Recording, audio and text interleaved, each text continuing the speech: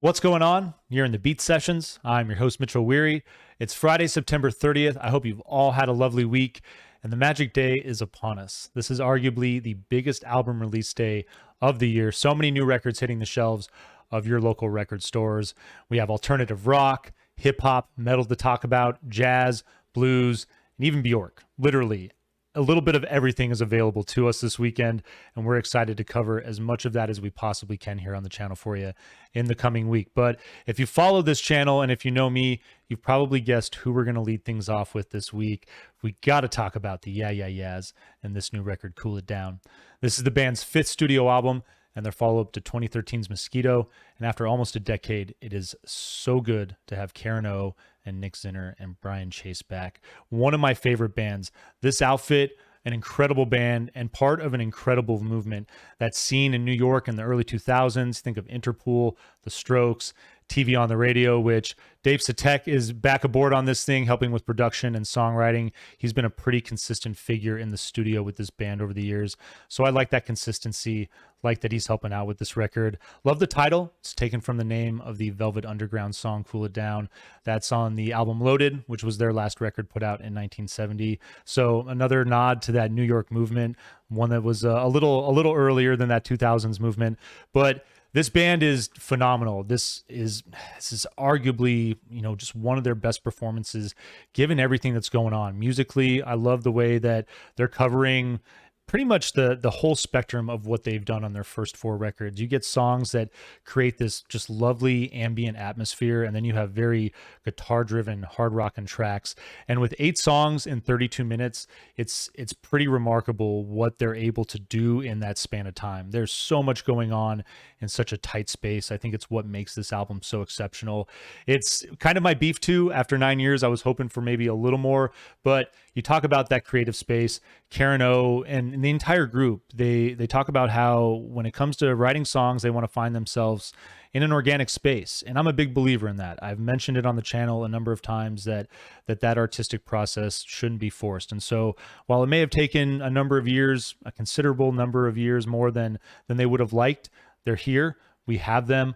I'm happy and I'm pumped to run down this track list for you because there's a lot going on here. I think the highlight of this record really is Karen O, her lyrical performance, both her writing and the melodies that she's creating with her voice. I think the writing is some of her best work to date. The brevity of the lyrics, they're not very wordy. They're very straight and to the point and powerful. And I dig that about this record so much.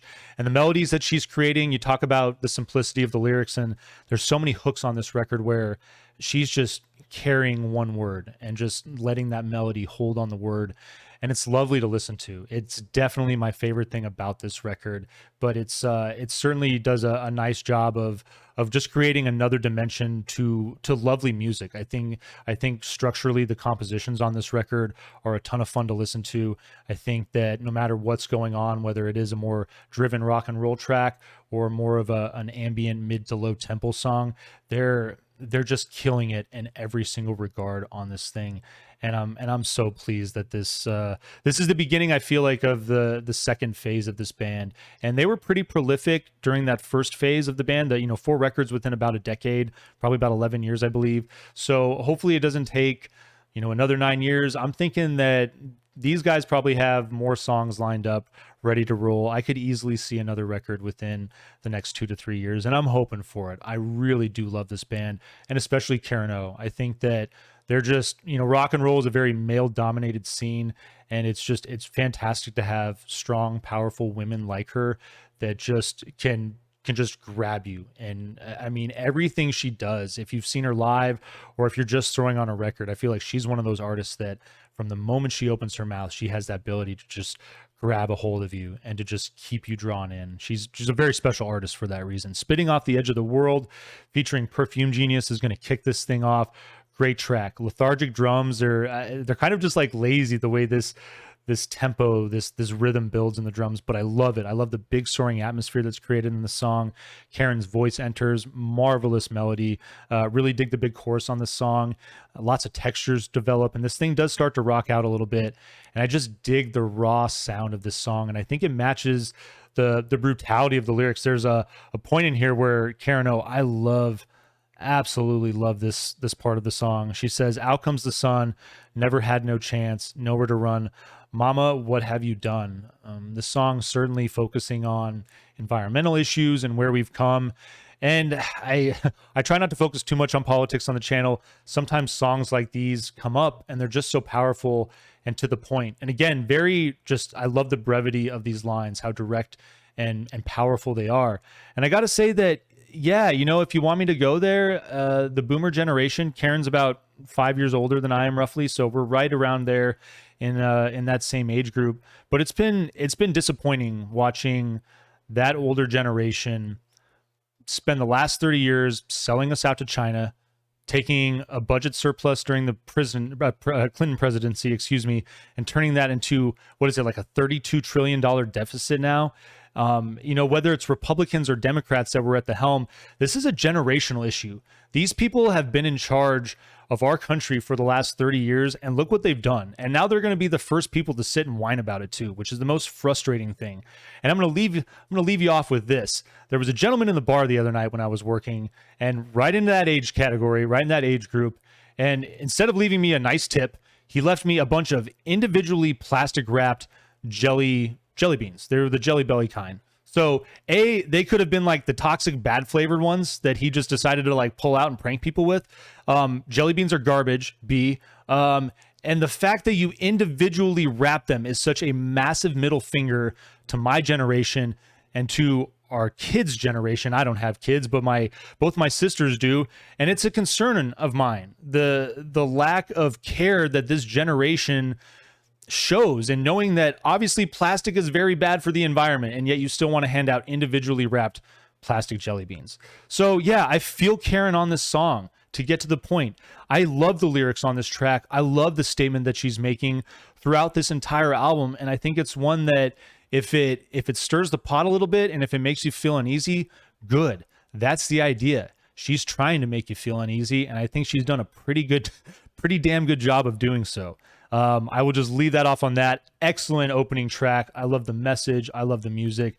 This song kicks ass. Love Bomb is your second track. Intriguing synths to open this thing up. Has kind of like a spooky feel to it. I love the way that just captures so much feeling. There's a big array of emotion that those opening synths are able to cover, and I like that effect. The bass trickles in. It's just got a nice little roll that I dig. Comes in along with Karen's voice a little bit after that, and just a really moody, melancholy track. I love the feel. I love the recitative vocal that she's working with. And you talk about those simple refrains and the melodies. When she starts hitting that word light on this song, it's so powerful. It's so good. One of my favorite moments on the album. Wolf is your third track. This is my favorite song. It's still tough, but I think this is my favorite. Spacey synth to open. I love Brian's work on the drumming here. It is spectacular. Verses are gentle. Choruses are going to kick in a little harder, I should say, all things considered, but they're beautiful. And I love the way that synth element works with that extra texture and instrumentation when it comes in the chorus. Karen's voice is stunning on this track. There's a lovely little breakdown into the coda on this song, and it builds into a great outro. I love this moment on this record. Fleas is your fourth song. This is probably the most energetic moment on this record, working with a bit of a cover from Renee Scroggins in the song Moody, excuse me. There's elements of that track here at play. It's a fun song, brings that rock and funk energy to the table.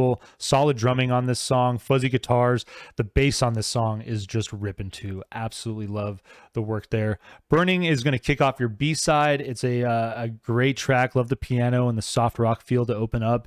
Reminded me of Chicago a little bit. I couldn't help but feel that band and the influence there, but it's got a nice feel when it kicks in, starts rocking a little harder. Great progression in this track and a nice way to lead off the B-side. Blacktop is your sixth song. Electro pop feel. It's mellow and dark. I really dig the progression of this song. It's got kind of a feel of the song Drive by the Cars. There's just sort of this kind of like just drifty sadness, but also edginess to it. It's just another marvelous moment on this record. Different Today is your seventh song, penultimate track. Piano and lo-fi vocal element gives way to this rock and funky groove. It's just the spinning line on this song just makes me laugh. I really love I love that moment. It's just spinning and spinning and spinning and spinning. It really reminds me of Chris Rock in that little bit. I don't know if Karen O realized that when she was writing that song and putting it together. I don't think it's a detriment. I think it's a fabulous song and a fabulous hook. But there's no doubt if you've seen that comedy sketch that you'll probably think of it. And then Mars is your final track. Spacey synth in the intro, a recitative vocal with simple percussion. This is the one moment on the album where I was kind of disappointed. With 8 songs, I was hoping for something a little bigger, a little bolder to exit on.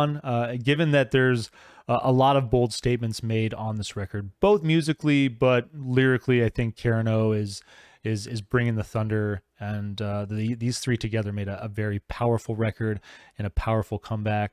And I'm excited for the future of this band. The second phase of the Yeah Yeah Yeahs is in full effect, and we're going to vinyl please it to start it off. Hope you find this review helpful and hope you enjoy listening to this album. Please like this video, share it, subscribe to the channel, do all the things to help us blow this project up in 2022. And stay tuned throughout the week for more album reviews. We will see you next time on the Beat Sessions.